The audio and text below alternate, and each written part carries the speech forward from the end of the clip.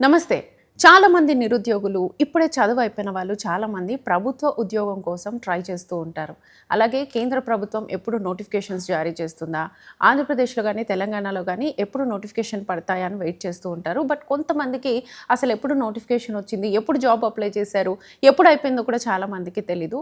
అలా కన్‌ఫ్యూజ్ అవుతున్న వారికి ఈరోజు ఒక గొప్ప న్యూస్ తీసుకొచ్చామనే చెప్పొచ్చు. సో, మనతో పాటు 2 తెలుగు రాష్ట్రాల్లో ఫ్యాకల్టీ అయినటువంటి పాదం సుధాకర్ గారు మనతో పాటు ఉన్నారు. అసలు నోటిఫికేషన్స్ ఎప్పుడొచ్చే అవకాశం ఉంది? ఎలాంటి బుక్స్ చదవాలి? ఎలాంటి కోచింగ్ తీసుకోవాలి? ఒకవేళ పేద విద్యార్థులు గనక ఉంటే వాళ్ళకి ఖర్చు లేకుండా ఎలా చదువుకోవాలి? ఇలాంటి ఫుల్ గైడెన్స్ ఈ ఇంటర్వ్యూలో చూద్దాం. నమస్తే సార్. నమస్తే అండి. సో, ప్రభుత్వ ఉద్యోగం అనేది చాలామందికి కల. నోటిఫికేషన్స్ ఎప్పుడొస్తాయా అని చాలామంది సంవత్సరాలుగా వెయిట్ చేస్తూ ఉంటారు. ఒకవేళ వచ్చిన తర్వాత కూడా కొంతమంది మిస్ అవుతూ ఉంటారు. నేను నోటిఫికేషన్ చూడలేదే అనేసి. కొంతమందికి తెలీదు.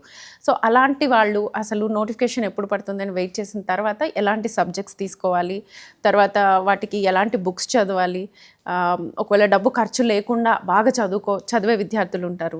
వాళ్ళకి ఎలాంటి గైడెన్స్ ఇవ్వాలి అనేది చాలామందికి తెలీదు. సో, ఈరోజు మీ ద్వారా తెలుసుకోవాలనుకుంటున్నాము. సో, ఆంధ్రప్రదేశ్కి సంబంధించి నోటిఫికేషన్ ఎప్పుడు వెలువడే అవకాశం ఉంది? ఆంధ్రప్రదేశ్ రాష్ట్ర ప్రభుత్వం ఇటీవలే అనౌన్స్ చేసిందండి. ఏంటంటే ఆల్రెడీ జాబ్ క్యాలెండర్ ఉగాది పండుగకి రిలీజ్ చేస్తామని చెప్తుంది. అలాగే ఇందులో దాదాపు 99 రకాల ఉద్యోగాలు ఉన్నాయని చెప్తుంది. అలాగే దాంతోపాటు ఇందులో దాదాపు 99,000 ఉద్యోగాలు డైరెక్ట్ రిక్రూట్మెంట్ చేస్తున్నామని చెప్తుంది. అలాగే ఉగాదికి జాబ్ క్యాలెండర్ అనేది రిలీజ్ చేస్తే దాదాపు సంవత్సరం వరకు ఉద్యోగాలు అనేది కంటిన్యూషన్గా, అంటే నోటిఫికేషన్ ఒకదాని తర్వాత ఒకటి కంటిన్యూషన్గా ఉద్యోగాలు ఆల్రెడీ జాబ్ క్యాలెండర్ ఎన్ని ఉద్యోగాలు వేకెన్సీ ఉన్నాయనేది నారా లోకేష్ గారు సేకరిస్తున్నారు. సో, దాన్ని బట్టి మనకు నోటిఫికేషన్ వచ్చిన తర్వాత, అంటే జాబ్ క్యాలెండర్ ఇచ్చిన తర్వాత ఉద్యోగాలు ఒకదాని తర్వాత ఒకటి దాదాపు ప్రతి నెలలో నోటిఫికేషన్ రావడానికి ఛాన్సెస్ ఉంది. ఎందుకంటే దాదాపు 139,000 ఉద్యోగాలు అనేది అనౌన్స్ చేశారు. అందులో 99,000 ఉద్యోగాలు డైరెక్ట్ రిక్రూట్మెంట్ చేసేటివి. అంటే మిగతావి దాదాపుగా ఎలా అంటే ఇంటర్వ్యూల ద్వారా కానీ, లేదా ఎగ్జామ్స్ టూ టైప్ స్టెప్స్ కానీ, లేదా ప్రిలిమినరీ ఎగ్జామ్ లేదా మెయిన్స్ ఎగ్జామ్ కానీ, అలాగే ఇంటర్వ్యూస్ ద్వారా కానీ రిక్రూట్మెంట్ చేసేది. ఇలా అన్ని రకాల ఉద్యోగాలకు జాబ్ క్యాలెండర్లో అనౌన్స్ చేయడం జరుగుతూ ఉంటుంది. ఆల్రెడీ సంక్రాంతికే అనౌన్స్ చేస్తామని చెప్పింది. కానీ కొంచెం టెక్నాలజీ దృష్ట్యా దాన్ని ఉగాదికి పోస్ట్పోన్ చేస్తామని చెప్పింది. జాబ్ క్యాలెండర్ వెంటనే రిలీజ్ అయిన తర్వాత ఉద్యోగ నోటిఫికేషన్లు దాదాపు ప్రతి నెలలో రావడానికి అవకాశం ఉన్నదండి.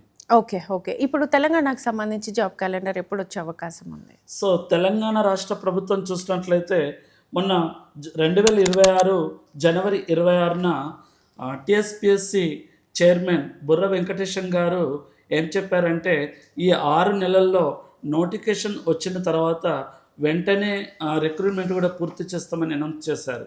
సో, ఆంధ్రప్రదేశ్ రాష్ట్ర ప్రభుత్వం ఇచ్చిన తర్వాత తెలంగాణ రాష్ట్ర ప్రభుత్వం కూడా నోటిఫికేషన్ ఇవ్వడానికి ఛాన్సెస్ ఎక్కువ ఉంది. ఎందుకంటే కాంగ్రెస్ ప్రభుత్వం వచ్చి 2 సంవత్సరాలు పూర్తయినటువంటి సందర్భంగా ఆల్రెడీ అనౌన్స్ చేశారు. మరి దాంతోపాటు తెలుగు రాష్ట్రమైనటువంటి ఆంధ్రప్రదేశ్లో జాబ్ క్యాలెండర్ ఉగాదికని అనౌన్స్ చేశారు కనుక ఆ ఉగాది లోపు తెలంగాణ రాష్ట్ర ప్రభుత్వం కూడా జాబ్ క్యాలెండర్ ఇవ్వడానికి అవకాశం ఎక్కువగా ఉన్నది.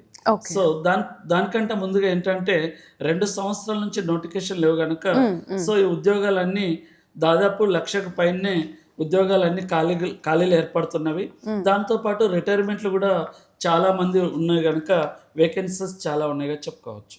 ఓకే. ఇక coming to central government jobs, ఈ కేంద్ర ప్రభుత్వం ఎప్పుడు నోటిఫికేషన్ విడుదల చేస్తుంది, దానికోసం ఇంకా ఎక్కువ మంది వెయిట్ చేస్తూ ఉంటారు.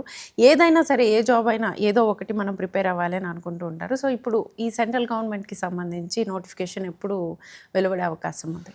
సెంట్రల్ గవర్నమెంట్ అనేది దాదాపు ప్రతి 3 నెలల నుంచి 6 నెలలకు ఒకసారి నోటిఫికేషన్స్ అనేది రావడం జరుగుతూ ఉంటుంది. అందులో సిజిఎల్ కానీ, ఎస్ఎస్సిజిడి కానీ అత్యధికంగా పోస్టులు అంటే రైల్వే జాబ్స్ ఎక్కువ రావడం జరుగుతూ ఉంటుంది. దాంతోపాటు ఐటీ డిపార్ట్మెంట్కి సంబంధించింది, నావీ కానీ అలాగే బ్యాంకింగ్ రంగానికి చెందినవి కానీ.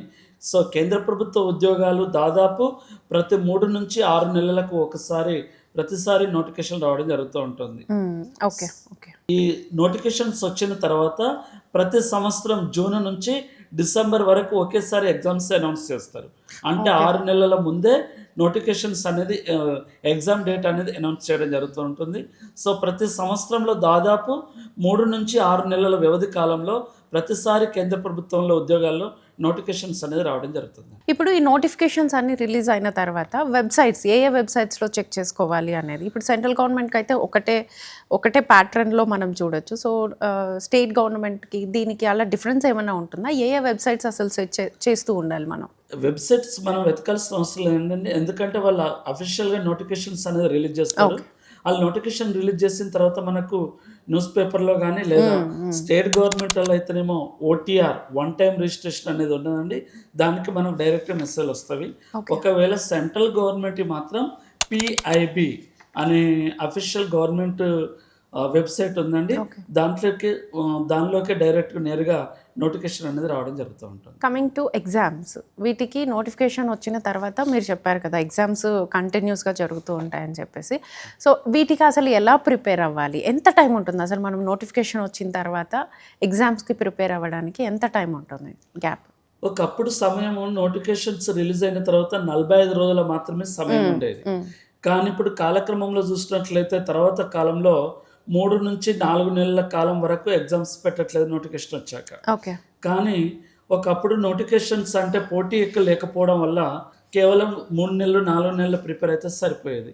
కానీ తర్వాత కాలంలో చూసినట్లయితే ఒక్కో పోస్టుకు దాదాపు 40,000 మంది అప్లికేషన్ పోటీలో ఉంటున్నారు. సో మరి దాని క్రమంలో ఆ ఉద్యోగం చేయాలంటే చాలామంది విద్యార్థులు ఏమనుకుంటున్నారు, ప్రయత్నం చేస్తే సరిపోద్ది అనుకుంటున్నారు. కానీ ఒక ప్రభుత్వ ఉద్యోగం సాధించాలంటే ప్రయత్నం చేయడం కాదు, పోరాటం అనేది చేస్తేనే ఉద్యోగం అనేది ఖచ్చితంగా సాధించగలుగుతాం. కనీసం ఒక అభ్యర్థి సంవత్సరం నుంచి 2 సంవత్సరాల కాలం పూర్తిగా పోటీ పరీక్షల మీదనే కూర్చున్నట్లయితేనే ఉద్యోగం సాధించవచ్చు. ఎందుకంటే మనం చూస్తున్నాం ఒక్కొక్కరికి 3 లేదా 4 ఉద్యోగాలు సాధించడం జరుగుతుంది. ఆ అభ్యర్థులను అడిగితే ఏం చెప్తున్నారంటే, మేము డిగ్రీలు అయిన తర్వాత కానీ లేదా బీటెక్లు అయిన తర్వాత కానీ కనీసం 2 నుంచి 3 సంవత్సరాలు సో దీని మీదనే పూర్తిగా నిబద్ధతతో కూర్చున్నట్లయితే ఉద్యోగం సాధించామని చెప్తున్నారు. ఒకప్పుడు IAS IPS ఎగ్జామ్స్కు మాత్రమే 3 నుంచి 4 సంవత్సరాలు ప్రిపేర్ అయ్యేవాళ్ళు. కానీ ఇప్పుడు ఏ చిన్న ఉద్యోగం అయినా కనీసం 2 నుంచి 3 సంవత్సరాలు ప్రిపేర్ అవుతూనే ఉద్యోగం సాధిస్తున్నామని చెప్తున్నారు. ఏంటంటే పోటీ ఎక్కువగా ఉన్నది. ఎందుకంటే ప్రతి ఒక్కరు ప్రభుత్వ ఉద్యోగం సాధిస్తేనే సెక్యూరిటీ ఎక్కువగా ఫీల్ అవుతున్నారు. ఇది కరోనా తర్వాత కాలంలో ఎక్కువగా అయిందిగా చెప్పుకోవచ్చు. ఎందుకంటే కరోనా కాలంలో ఈ లాక్డౌన్ల వలన ప్రైవేట్ ఉద్యోగాలు లేదా ప్రైవేటు సంస్థలు చాలా మూతపడిపోయినవి. సో దానివల్ల ప్రభుత్వ ఉద్యోగం అంటే ఒక సెక్యూరిటీ ఉంటుందని ప్రభుత్వ ఉద్యోగం పైన ఎక్కువగా ఇష్టం, మరి అలాగే సెక్యూరిటీ అనేది పెరగడం వలన ప్రభుత్వ ఉద్యోగానికి పోటీ ఎక్కువగా పెరిగింది. ఓకే, ఇప్పుడు బ్యాంకింగ్ ఎగ్జామ్స్ దీనికి అసలు ఎలా ప్రిపేర్ అవ్వాలి? దీనికి సంబంధించి బుక్స్ కూడా మనకు బయట దొరుకుతున్నాయి, కానీ అందులో ఏది మెయిన్గా చదవాలి అనేది ఫోకస్ ఉండదు. ఎలా చదవాలంటారు అసలు బ్యాంకింగ్ ఎగ్జామ్స్? బ్యాంకింగ్ రంగానికి చూసినట్లయితే ఒకప్పుడు IBPS అనే ఎగ్జామ్ రాస్తే సరిపోయేది. కానీ తర్వాత కాలక్రమంలో ఏం చేశారంటే బ్యాంకింగ్లన్నీ సపరేట్గా చేసుకొని ఏ బ్యాంక్ వాళ్ళు వాళ్ళే నోటిఫికేషన్ సపరేట్గా రిలీజ్ చేయడం జరుగుతుంది. SBI కానీ లేదా తెలంగాణ గ్రామీణ బ్యాంక్ కానీ ఇలా విభిన్న రకాల బ్యాంకులు ఉన్నాయి. ఈ బ్యాంకుల్లో సపరేట్ నోటిఫికేషన్ రిలీజ్ చేస్తున్నారు. చాలామంది ఒకప్పుడు అబ్బాయిలు మాత్రమే ప్రిపేర్ అయ్యేవాళ్ళు, కానీ ఇప్పుడు అమ్మాయిలు కూడా ఎక్కువగా బ్యాంకింగ్ రంగం వైపు చూస్తున్నారు. ప్రతి 3 నుంచి 4 నెలలకు లేదా 6 నెలల మధ్య కాలంలో ప్రతి బ్యాంకు నుంచి ఒక నోటిఫికేషన్ రిలీజ్ చేయడం జరుగుతుంది. అందులో ఎక్కువ క్లర్క్ కానీ అసిస్టెంట్ మేనేజర్లు కానీ అత్యధికంగా పోస్టులు POలు ఉండడం జరుగుతుంది. సో బ్యాంకింగ్ ఎక్కువగా ప్రిపేర్ కావాలంటే మ్యాథ్స్ పైన ఎక్కువగా పట్టు సాధించాల్సి ఉంటుంది. అందులో ఆర్థమెటిక్ ప్యూర్ మ్యాథ్స్ కానీ అలాగే రీజనింగ్ కానీ అలాగే లాజికల్ స్కిల్స్ కానీ ఎక్కువగా పట్టు సాధించాల్సి ఉంటుంది. మ్యాథ్స్తో పాటు ఇంగ్లీష్ 50% మ్యాథ్స్ ఉన్నట్లయితే 25% ఇంగ్లీష్ పైన సబ్జెక్ట్ పైన పట్టు సాధించాలి. అలాగే మిగతా 25% జనరల్ అవేర్నెస్ అంటే జాగ్రఫీ కానీ హిస్టరీ కానీ పాలిటీ కానీ ఒక 25%. సో పూర్తిగా మెజారిటీ అయితే సబ్జెక్టు ఆర్థమెటిక్, రీజనింగ్, అలాగే లాజికల్ స్కిల్స్ పైన, అలాగే బ్యాంకింగ్ అవేర్నెస్ పైన పట్టు సాధిస్తే బ్యాంక్ ఉద్యోగం సాధించవచ్చు. మనం ఇటీవల ఈ వారంలో చూస్తున్న న్యూస్లో ఒక అమ్మాయి నేరుగా న్యూస్లో వెబ్సైట్లో పెట్టింది, నేను పీఓగా చేస్తున్నాను, నా సాలరీ 1,00,000కు పైన జీతం అని చెప్పింది. సో అది దాదాపు మనం ఇంటర్నెట్లో ఆమె న్యూస్ వైరల్ అయింది. ఎందుకంటే ఒక బ్యాంక్ ఎంప్లాయీ మినిమం సాలరీ 1,00,000 ఉంటుందంటే ఆమె రిటైర్ అయ్యే టైంకి ఇంకా ఎంత ఉంటుందని నెటిజన్లు చాలా ఆశ్చర్యం వ్యక్తం చేస్తున్నారు. సో అలా అమ్మాయిలందరూ ఇప్పుడు బ్యాంకింగ్ రంగం వైపు, బ్యాంక్ ఉద్యోగం వైపు ఎక్కువ ఆసక్తి చూపించడం జరుగుతుంది. ఇంకా ఎలాంటి బుక్స్ చదవాలి, ఎలా ప్రిపేర్ అవ్వాలి అనేది చాలామందికి క్లారిటీ ఉండదు. సో దానికి సంబంధించి ఏం చెప్తారు మీరు? స్టేట్ గవర్నమెంట్లకు అయితే మాత్రం ఎక్కువగా మ్యాథ్స్ మీద పట్టు సాధించాల్సి ఉంటుంది. సో మ్యాథ్స్ మీద పట్టు సాధించాలంటే చాలామంది మార్కెట్లో ఉన్నటువంటి బుక్స్ కొనుక్కుంటే సరిపోతుంది అని అనుకుంటారు. కానీ మ్యాథ్స్ ప్రిపేర్ అయ్యే అభ్యర్థులు పుస్తకాలు ఎన్ని కొన్నా ప్రాక్టీస్ అనేది ఇంపార్టెన్స్. అందుకనే ప్రాక్టీస్ మేక్స్ మ్యాన్ పర్ఫెక్ట్ అని అంటారు. సో ఇప్పుడు కూడా పుస్తకాల పబ్లికేషన్లో కూడా డిటిపి చేయకుండా ఎలా ప్రాక్టీస్ చేయాలనే దానిపైనే బుక్స్ అనేది రిలీజ్ చేయడం జరుగుతూ ఉంటుంది. వాటి బుక్స్ కొన్నంత మాత్రాన సరిపోదు, ఆ బుక్స్తో పాటు ప్రిపరేషన్, ప్రాక్టీస్ అనేది ఖచ్చితంగా అవసరం. అలాగే ఇక రాష్ట్ర ప్రభుత్వ అంటే టీఎస్పీఎస్సీ కానీ, ఏపీపీఎస్సీ కానీ, గ్రూప్ 2 కానీ, గ్రూప్ 3 కానీ, గ్రూప్ 4 కానీ ఇలాంటి ఉద్యోగాలకు తెలుగు అకాడమీ పుస్తకాలు అయితే ఎక్కువ బాగుంటుంది. ఎందుకంటే తెలుగు అకాడమీ పుస్తకాలు అయితే ఎక్కువ క్షుణ్ణంగా వివరించడం జరుగుతూ ఉంటుంది. పబ్లికేషన్ పుస్తకాలు అయితే కేవలం అంటే షార్ట్కట్లో ఎక్కువగా ఉంచడం జరుగుతుంది. కనుక సమయం ఎక్కువగా ఉన్నట్లయితే తెలుగు అకాడమీ పుస్తకాలు ప్రిపేర్ అవుతే ఉత్తమంగా చెప్పుకోవచ్చు.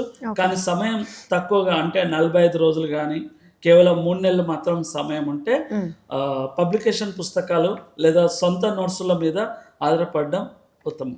సో రోజుకి గవర్నమెంట్ జాబ్ సాధించాలి అంటే మనం ఐఏఎస్, ఐపీఎస్ లాంటి వాళ్ళని చూసాము. రోజుకు 18 గంటలు కష్టపడ్డాం, మేము రాసుకున్నాము, నోట్స్ రాసుకొని చదువుకున్నాము అని చెప్పేసి. సో అన్ని ఎగ్జామ్స్కి ఇంతసేపే ప్రిపేర్ అవ్వాలా, లేకపోతే వాళ్ళ ఐక్యూని బట్టి ప్రిపరేషన్ ఉంటుందా? ఒకప్పుడు ప్రిపరేషన్ అంటే చాలామంది క్లాసెస్కి వెళ్ళి నోట్స్ రాయకుండా కేవలం విని ఉద్యోగాలు సాధించుకునే వాళ్ళు ఉన్నారు. కానీ ఇప్పుడు పోటీ పెరిగింది. ఒకరు 12 గంటలు చదువుతున్నారంటే ఇంకొకరు 13 గంటలైనా చదవాలి. అయితే కొంతమంది 18 గంటలు కూడా చదువుతున్నాం సార్, కానీ అయినా ఉద్యోగం రావట్లేదు అని అంటున్నారు. అయితే ఇక్కడ ఉద్దేశం ఏంటంటే ఎన్ని గంటలు చదివామని కాదు, దాంతో ఎంత డెడికేటెడ్గా చదివామనేది ఇంపార్టెంట్. అలాగే నేను 18 గంటలు హార్డ్ వర్క్ చేస్తున్నాను సార్, అయినా నాకు ఉద్యోగం రావట్లేదు అని చాలామంది అభ్యర్థులు అంటున్నారు. కానీ ఇక్కడ అభ్యర్థి గుర్తుపెట్టుకోవాలి, హార్డ్ వర్క్తో పాటు స్మార్ట్ వర్క్ కూడా ఉపయోగించుకోవాలి. అంటే బెస్ట్ ఎగ్జాంపుల్ చూసినట్లయితే ఒకప్పుడు కాకి కథ ఉన్నది చూడండి. కాకి ఒక కుండలో నీళ్లు తాగాలంటే అందులో ఒక్కొక్క రాయేసి కుండలో నీళ్లు తాగేది. కానీ ఇప్పుడు అదే కాకి హార్డ్ వర్క్తో పాటు స్మార్ట్ వర్క్ చేయమంటే ఏం చేస్తారంటే కుండలో ఒక్కొక్క రాయి తెచ్చేంత సమయం లేదు, సో స్ట్రాయిస్ తాగుతాను అని అంటుంది. సో ఇక్కడ స్ట్రా అనేది మనకు స్మార్ట్ వర్క్. అంటే ఒక్కొక్క రాయి తీసుకొని వచ్చే వరకు అక్కడ నీరు ఉండొచ్చు, ఉండకపోవచ్చు. సో ఇప్పుడు వెంటనే మనకు నీరు తాగాలంటే స్ట్రా అనేది ఇంపార్టెంట్. సో అది స్మార్ట్ వర్క్. అంటే హార్డ్ వర్క్తో పాటు స్మార్ట్ వర్క్ కూడా ఖచ్చితంగా ఒక అభ్యర్థికి అవసరం. ఎందుకంటే ఒక అభ్యర్థి 3 గంటల్లో ఎగ్జామ్ రాయగలుగుతారు, ప్రతి ఒక్కరు రాయగలుగుతారు. కొంతమంది ఆ 100 మార్కుల పేపర్ 3 గంటలు రాయగలుగుతారు, కొంతమంది 5 గంటలు రాయగలుగుతారు.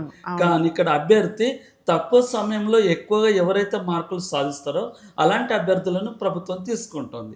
అందుకనే హార్డ్ వర్క్తో పాటు స్మార్ట్ వర్క్ కూడా ఖచ్చితంగా ఉండాలి. ఇక గవర్నమెంట్ జాబ్స్కి ప్రిపేర్ అయ్యే వాళ్ళల్లో చాలామంది హైయెస్ట్ మార్క్స్ని వాళ్ళు సాధిస్తారు.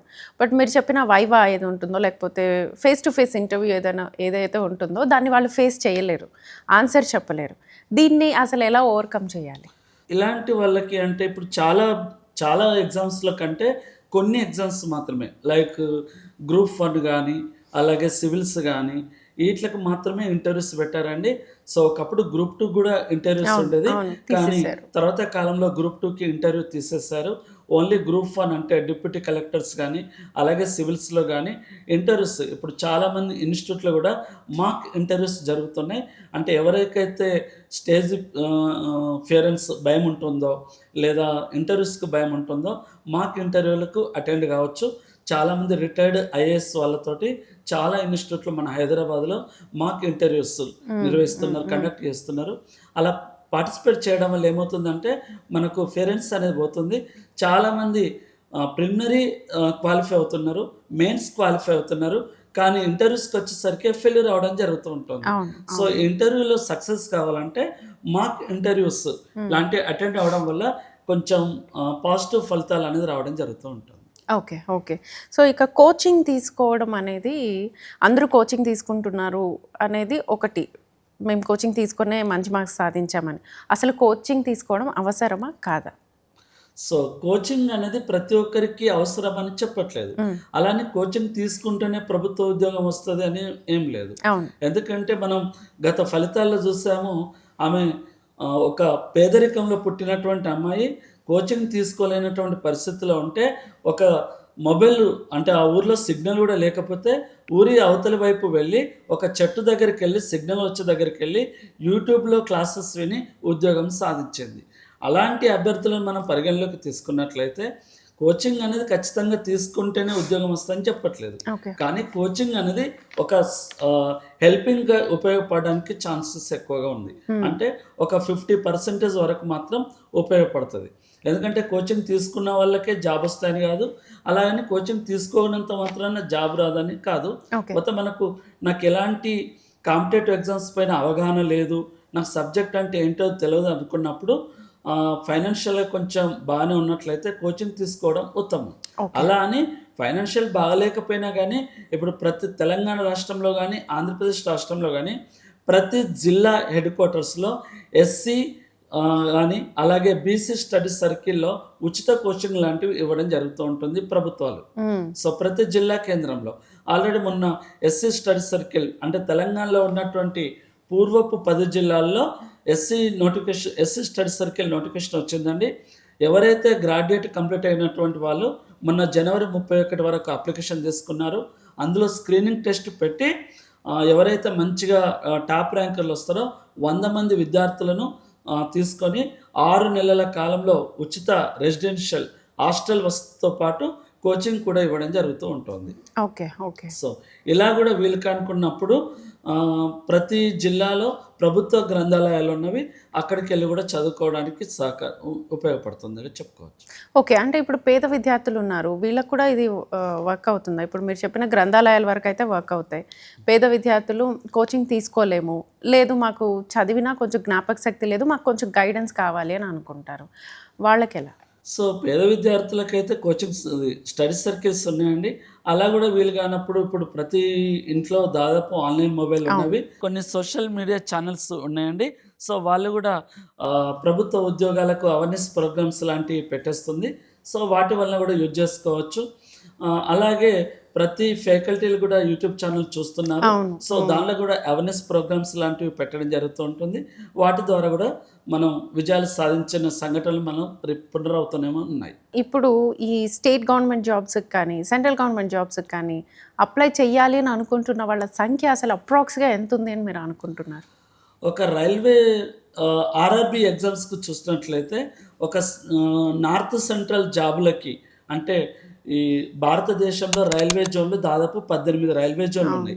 ఒక్కొక్క జోన్కి ఒక్కొక్కసారి నోటిఫికేషన్స్ ఇవ్వడం జరుగుతుంది. ఒక జోన్కి దాదాపు భారతదేశంలో ఉన్నటువంటి 28 రాష్ట్రాలు ఉన్నటువంటి అభ్యర్థులు 8 కేంద్రపాలిత ప్రాంత అభ్యర్థులు కూడా అప్లికేషన్ చేసుకోవచ్చు. దాదాపు ఆ ఒక జోన్ నోటిఫికేషన్కి ఒక 800 పోస్టులు ఉంటే దాదాపు 6 లక్షల మంది అప్లికేషన్ చేయడం జరుగుతుంది. సో అందులో నార్త్ నుంచి ఎక్కువ పోటీ ఉంటుంది. దక్షిణ భారతదేశంలో ఉన్నటువంటి రాష్ట్రాలు అంటే ఎగ్జాంపుల్ తెలంగాణ కానీ ఆంధ్రప్రదేశ్ కానీ తమిళనాడు కానీ వీళ్ళు రాష్ట్ర ప్రభుత్వాల ఉద్యోగాలకు ఎక్కువ ప్రిఫరెన్స్ ఇస్తారు. బట్ నార్త్ ఇండియా వాళ్ళైతే ఎక్కువగా సెంట్రల్ జాబ్లకి ఎక్కువ ప్రిఫరెన్స్ ఇవ్వడం జరుగుతుంది. ఒకప్పుడు మన తెలుగు రాష్ట్రాలలో కేవలం రాష్ట్ర ప్రభుత్వ ఉద్యోగాలపైనే ఆధారపడి ఉన్నవాళ్ళు. కానీ ఇటీవల కాలంలో చూస్తున్నాం, గత 2 సంవత్సరాల నుంచి ఎక్కువగా నోటిఫికేషన్స్ లేకపోవడం వల్ల గ్రామీణ ప్రాంతాల ప్రజలు కూడా ఇప్పుడు కేంద్ర ప్రభుత్వ ఉద్యోగాలకు ఎక్కువ ప్రిఫరెన్స్ ఇవ్వడం జరుగుతుంది. ఎగ్జాంపుల్ చూసినట్లయితే 10th క్లాస్ అభ్యర్థి పూర్తయిన వెంటనే ఇంటర్ అంటే ఎస్ఎస్సి జీడీ కానిస్టేబుల్ కానీ ఆర్మీ కానిస్టేబుల్ కానీ ప్రిపేర్ అవుతున్నారు. అంటే ఇంటర్ అవ్వగానే డిగ్రీ ప్లస్ డిఫెన్స్, 10th అయిపోగానే ఇంటర్ ప్లస్ డిఫెన్స్కి జాయిన్ అవుతున్నారు. ఇక ఇప్పుడు స్కూల్స్ కూడా చాలామంది మోటివేషనల్ స్పీకర్లు అయ్యారండి. ప్రతి ప్రభుత్వ స్కూళ్ళలో కానీ ప్రైవేట్ స్కూళ్ళలోకి వెళ్ళి 10th తర్వాత ప్రభుత్వ ఉద్యోగం సాధించాలంటే ఎలా ప్రిపేర్ అవ్వాలి, ఏ విధంగా చదవాలని స్కూల్ నుంచే వాళ్ళని మోటివేషన్ చేయడం జరుగుతుంది. వాటితో పాటు స్కూల్స్తో పాటు ఇప్పుడు ప్రైవేట్ యూట్యూబ్ ఛానల్ కూడా ఎలా ప్రిపేర్ అవ్వాలి, స్కూల్ నుంచే ఏ విధంగా ఐఏఎస్ ప్రిపేర్ అవ్వాలి లాంటివి ఎక్కువ అవేర్నెస్ ప్రోగ్రామ్ లాంటివి చేస్తున్నారు. ఒకప్పుడు ఒక 10 సంవత్సరాల క్రితం కోచింగ్కి వెళ్ళాలంటే కేవలం హైదరాబాద్ అని మాత్రమే ఉండేది. కానీ ఇప్పుడు ప్రతి జిల్లా కేంద్రంలో కోచింగ్ సెంటర్లు అయ్యాయి. అలాగే ప్రతి ఒక్కరి చేతిలో ఆన్లైన్ మొబైల్స్ అయ్యాయి.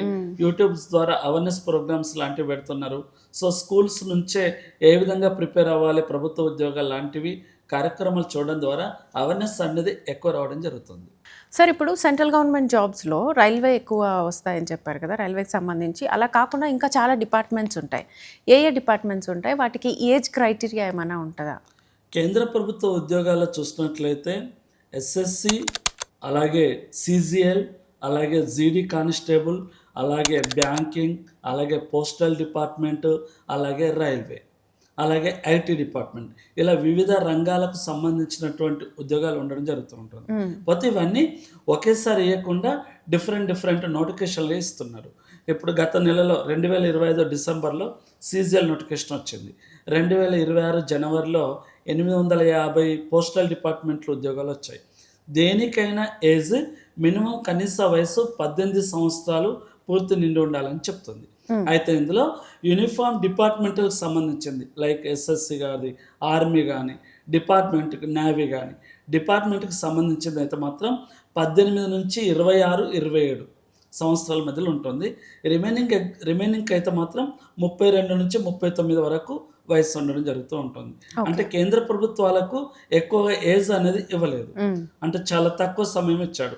అలాగే ఇప్పుడు స్టేట్ గవర్నమెంట్ చూసినట్లయితే 18 నుంచి 47, ఒక రిజర్వేషన్లు అయితేనేమో 49 సంవత్సరాల వరకు ఉంటుంది. బట్ సెంట్రల్లో మాత్రం ఇక్కడ ఎస్సీ, బీసీ అంటే బీసీఏ, బీసీడీ కాకుండా ఓబీసీ మాత్రమే రిజర్వేషన్ ఉండడం జరుగుతుంది కనుక సో వీళ్ళందరికీ ఒకే ఏజ్గా ఉండడం జరుగుతుంది. పోతే ఇందులో డిపార్ట్మెంట్ వాళ్ళకి ఎందుకంటే ఫిజికల్గా ఒకే ఏజ్ వరకే స్టాండర్డ్గా ఉంటారు కనుక సో 18 నుంచి 27 సంవత్సరాల వరకు మాత్రమే ఆర్మీ కానీ ఇలాంటి యూనిఫామ్ పోస్టులకి 18 నుంచి 27 సంవత్సరాలు ఉంటుంది. ఇంకొంచెం అంటే రిటర్న్ ఎగ్జామ్స్లో ఉన్నట్లయితే 18 నుంచి 32 సంవత్సరాల వరకు ఉండడం జరుగుతూ ఉంటుంది. ఇందులో మళ్ళీ ఈ సీజీఎల్ ఎగ్జామ్స్లో ఎగ్జామ్ స్టెప్స్ చూసినట్లయితే టైర్స్ ఎగ్జామ్ అంటారు. టైర్ 1, టైర్ 2 అంటే స్టెప్ 1, స్టెప్ 2 లాగా టైర్ 1 క్వాలిఫై అయిన తర్వాత టైర్ 2 సక్సెస్ అయితే అప్పుడు ఫిజికల్గా చూసుకొని రిక్రూట్మెంట్ ఇవ్వడం జరుగుతూ ఉంటుంది. ఓకే. ఇక మార్క్స్, కట్ ఆఫ్ మార్క్స్ ఉంటాయా వీటిలో? సో కట్ ఆఫ్ మార్క్స్ అనేది చూసినట్లయితే పేపర్ కాఠిన్యత స్థాయిని బట్టి కట్ ఆఫ్ మార్క్స్ అనేది డిసైడ్ అవుతూ ఉంటుంది. పేపర్ చాలా ఈజీ ఉందనుకోండి 100 మార్కులకి 99 మార్క్స్ రాస్తాయి. ఒకవేళ పేపర్ టఫ్ ఉంది అనుకోండి 100కి టాపర్ 50 మార్క్స్ ఉంటుంది. సో కాంపిటేటివ్ ఎగ్జామ్స్లో ఇన్ని మార్క్స్ వస్తేనే జాబ్ అన్నట్టు, అంటే మనం స్కూళ్ళల్లో ఇంటర్మీడియట్లో చూస్తాం 100 మార్కులకి 35 మార్క్స్ వస్తే పాస్ అని. సో ఇక్కడ 35 మార్కులు వస్తే జాబ్ వచ్చినట్టు ఎవరికి ఉండదు. 100 మార్కులకి ఎవరు టాపర్ ఉంటారో వాళ్ళని టాపర్గా బేస్ చేసుకొని 100 పోస్టులు ఉంటే ఆ మార్కులు బ్యాక్ని బట్టి ఎన్ని వరకు ఉంటే అంతమందిని ర్యాంకింగ్ అనేది పిలవడం జరుగుతూ ఉంటుంది. అందులో రిజర్వేషన్ బట్టి, కేటగిరీని బట్టి రోస్టర్ పాయింట్గా పిలుస్తూ ఉంటారు. ఒకవేళ సెంట్రల్ ఎగ్జామ్స్కు మాత్రమే నెగిటివ్ మార్క్స్ అనేది ఉండదు. ఎలా అంటే ప్రతి 4 తప్పులకి ఒక కరెక్ట్ ఆన్సర్ని రిమూవ్ చేస్తారు. చాలా మందికి ఈ విషయం తెలియక 100 మార్కులకి 100 మార్క్స్ ఆన్సర్ ఇస్తారు, అంటే తెలియని ఆన్సర్ కూడా పెట్టిస్తారు. అలా చేయడం వల్ల ఏమవుతుంది అని అంటే మన కరెక్ట్ అయిన మార్కులను కూడా తీసేస్తారు. అందుకనే అభ్యర్థి ఏం చేస్తారంటే 100 మార్కులకి ఎగ్జామ్స్కి 40 మార్కులు తెలిసినవి ఉంటే 40 పెట్టేసి వస్తారు. ఎందుకంటే అందులో ఒకటి మిస్టేక్ అయినా కూడా 4 మిస్టేక్లకి ఒక కరెక్ట్ సమాధానం తీసేయడం జరుగుతుంది. అందుకని ఇప్పుడు గత ఆర్మీ ఎగ్జామ్స్లో చూసినట్లయితే ఎస్ఎస్సి జీడీ కానిస్టేబుల్లో ఒకప్పుడు 46 మార్కులకు జాబ్ వచ్చేది, కానీ మొన్న 82 మార్కులకు కట్ ఆఫ్ అయింది. అంటే కాంపిటీషన్ పెరగడం వల్ల కట్ ఆఫ్ అనేది పెరుగుతుంది. దాంతోపాటు కాఠిన్యత స్థాయి పెరగడం వల్ల కూడా కట్ ఆఫ్ అనేది పెరుగుతుంది. సో కట్ ఆఫ్ గింతే అనేది ఏం మెన్షన్ చేయలేం. ఓకే. కానీ టాపర్ని బట్టి ఎన్ని మార్కులకు, ఇప్పుడు ఫర్ ఎగ్జాంపుల్ 82 టాపర్ వచ్చారనుకోండి, 82కి ఫస్ట్ ర్యాంక్ వచ్చిందంటే 68 వరకు కూడా ఆ పోస్టుల వరకు కూడా జాబ్ రావడానికి ఛాన్సెస్ ఉందిగా ఇలా కట్ ఆఫ్ అనేది నిర్ణయిస్తారు. సో ఓపెన్ కేటగిరీకి రిజర్వేషన్కి 3 లేదా 4 మార్కులకు మాత్రమే తేడా ఉంటుందిగా గమనించగలరు. సార్ ఇప్పుడు కోచింగ్ విషయానికి వస్తే, కోచింగ్ ఇంతకుముందు అయితే హైదరాబాద్కి వచ్చే చదవాలి, ఈ స్టడీ సర్కిల్స్ ఎక్కువగా ఉండేవి. కానీ ఇప్పుడు గ్లోబల్ అయిపోయింది, మొత్తం ఎక్కడ చూసినా మనము ఆన్లైన్లో చదువుకోవచ్చు. ఆన్లైన్ అనేది మనకి ఎక్కువ ఎఫెక్ట్ చూపిస్తుందా, ఆఫ్లైన్ ఎక్కువ ఎఫెక్ట్ చూపిస్తుందా మనకి? సో ఆఫ్లైన్ అనేది ఎక్కువ ఎఫెక్ట్ చూపించుకోవడం జరుగుతుంది. ఎందుకంటే అక్కడ ఫ్యాకల్టీ అనేది ప్రత్యక్షంగా ఎగ్జాంపుల్ వివరిస్తారు, మళ్ళీ చూసి వినడం ద్వారా 83% గుర్తుంచుకుంటాం. దాంతోపాటు పోటీతత్వం తెలుస్తుంది. ఫర్ ఎగ్జాంపుల్ ఒక ప్రైవేట్ ఇన్స్టిట్యూట్లో చూసినట్లయితే ఒక ఇన్స్టిట్యూట్లో 500 నుంచి 600 మంది బ్యాచ్ కూర్చుంటారు. సో 600 మందిలో నువ్వు కూర్చోవాలంటే అమ్మ ఈ 600 మందిలో నేను టాప్ రావాలనే ప్రభావం ఎక్కువ చూపుతుంది కనుక ఆఫ్లైన్ అనేది ఎక్కువ ప్రిఫరెన్స్ అనేది జరుగుతూ ఉంటుంది. కానీ కొంతమంది ఏం చేస్తున్నారంటే ఆఫ్లైన్తో పాటు ఆన్లైన్ కూడా తీసుకోవడం వల్ల ఏమవుతుందంటే ఆన్లైన్ అనేది ఎక్కువసార్లు రిపీట్ కావడం జరుగుతూ ఉంటుంది. సో ఫస్ట్ ఆఫ్లైన్ కోచింగ్ తీసుకుంటే పోటీ అనేది ఏ విధంగానే తెలిసిపోతుంది. సో అక్కడ ఎగ్జాంపుల్ తోటి వివరణ చేస్తారు, పోటీ అనేది ఎలా ఉన్నదని తెలిసిపోతూ ఉంటుంది. సో దాని తర్వాత ఆన్లైన్ తీసుకోవడం వల్ల ఎక్కువ ఉపయోగకరంగా ఉంటుందిగా చెప్పుకోవచ్చు. ఓకే. ఇక హౌస్ వైఫ్స్ ఉంటారు, హౌస్ వైఫ్స్ కోచింగ్ తీసుకోవాలి అని అనుకున్నప్పుడు వాళ్ళకి పిల్లలు, ఇంట్లో పని, దీంతో వెళ్ళలేరు. వాళ్ళకి అసలు వర్కౌట్ అవుతుందా ఇది? సో ఖచ్చితంగా వర్కౌట్ అవుతుందని చెప్పుకోవచ్చండి. మనం ఇంతకుముందు చెప్పుకున్నట్లుగా ఒక ఆమె ఊరి అవతలకి వెళ్ళి ఒక సిగ్నల్ లేకపోవడం వల్ల ఒక చెట్టు మీద కూర్చొని మరి యూట్యూబ్లో క్లాసెస్ విని ఉద్యోగం సాధించింది. సో డెడికేటెడ్ అనేది ఉంటే మనం యూట్యూబ్లో కానీ లేదా ఆన్లైన్ కోచింగ్ కానీ తీసుకొని కూడా విజయం సాధించుకోవచ్చు. ఎందుకంటే ఆఫ్లైన్కి వెళ్ళడం సాధ్యం కానటువంటి అభ్యర్థులు ఎవరైనా సరే ఆన్లైన్లో తీసుకొని విజయం సాధించవచ్చు. కానీ ఎక్కువ ప్రభావం ఉండదు. ఎందుకంటే అక్కడ క్లాసెస్ అనేది సమయం అనేది తక్కువగా ఉంటుంది. ఆఫ్లైన్ అయితే ఎక్కువగా సమయం ఉంటుంది, ఆన్లైన్ తక్కువ సమయం ఉంటుంది కనుక ప్రభావం కొంచెం తక్కువగా ఉంటుంది. సో ఎన్నిసార్లు రిపీట్ చేసినా అదే ఆన్సర్స్ పునరావృతం అవుతాయి కనుక కొంచెం ఎక్కువగా హార్డ్ వర్క్ చేయాల్సి ఉంటుంది. హార్డ్ వర్క్ అంటే ఓన్లీ ఆన్లైన్ క్లాసెసే కాకుండా పుస్తకాలను ఎక్కువగా రిఫరెన్స్ చేస్తూ డౌట్ వచ్చినప్పుడల్లా ఆన్లైన్ క్లాసెస్ని చూస్తూ ఆఫ్లైన్ అంటే పుస్తకాలను ఎక్కువ ప్రిపరేషన్ చేసినట్లయితే తప్పకుండా విజయం సాధిస్తారని చెప్పుకోవచ్చు.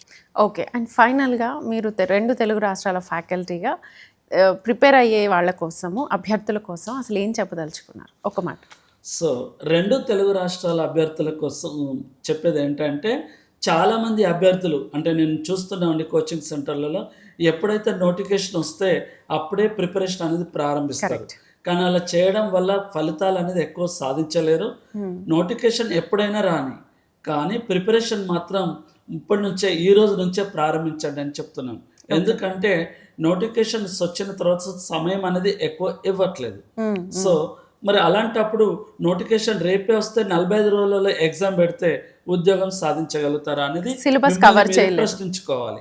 ఇప్పుడు గత సంవత్సరంలో ఏపీపీఎస్ రాష్ట్ర ప్రభుత్వం నోటిఫికేషన్ ఇచ్చి కేవలం 2 నెలల లోపలనే ఎగ్జామ్స్ పెట్టింది.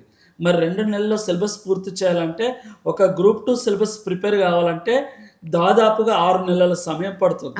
ఒక అభ్యర్థి అంటే ఎక్కువగా ఐక్యూ తక్కువగా ఉన్నటువంటి అభ్యర్థులకు మరి ఆ సిలబస్ ప్రిపేర్ కావాలంటే దాదాపు సంవత్సరం సమయం పడుతుంది.